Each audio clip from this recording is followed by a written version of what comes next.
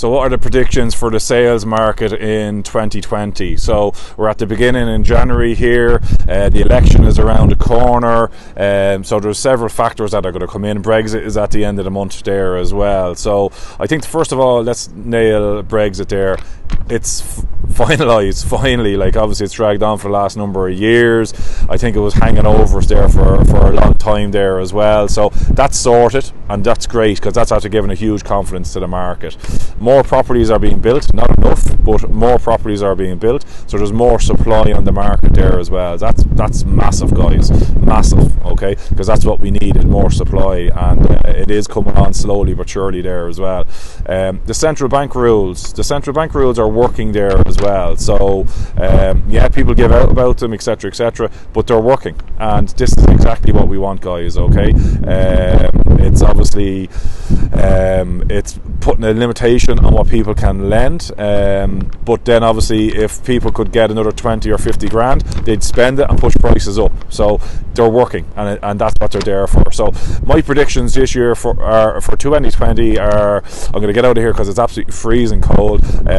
For prices up to 500,000, they're stabilising, because there's more supply coming on the market. Obviously under 300,000, that's where the volume of people are, because I think only up to 80% of people can only afford up to 300,000. So those prices have stabilised. 300 to 500 again have stabilised there as well, because there's a lot of new houses come on in that price bracket there as well. So supply is there, and once there's supply, it kind of evens out the prices there as well. There was a small drop there last year in prices there as well, but there we can see already the demand, the end in December, end of 19, and obviously beginning so far in January. Viewing numbers are up again, people are buying again there. So up to 500,000, like I said, I think prices are going to stabilise. I can't see them going up this year, and I don't think they're going to go down anyway. So unless there's double the supply that comes on this year, which it doesn't look like that. Over 500,000 is a different market. There's bargains to be had. The central bank rules again are putting limits on what people can lend, so they can't get that volume of money. And when they do buy up over the 500,000 mark, they want to buy a property that they can walk in and turn the key. So any of those houses that need 50 or 100 grand or whatever put into them, they're a little bit dated, they're harder to sell.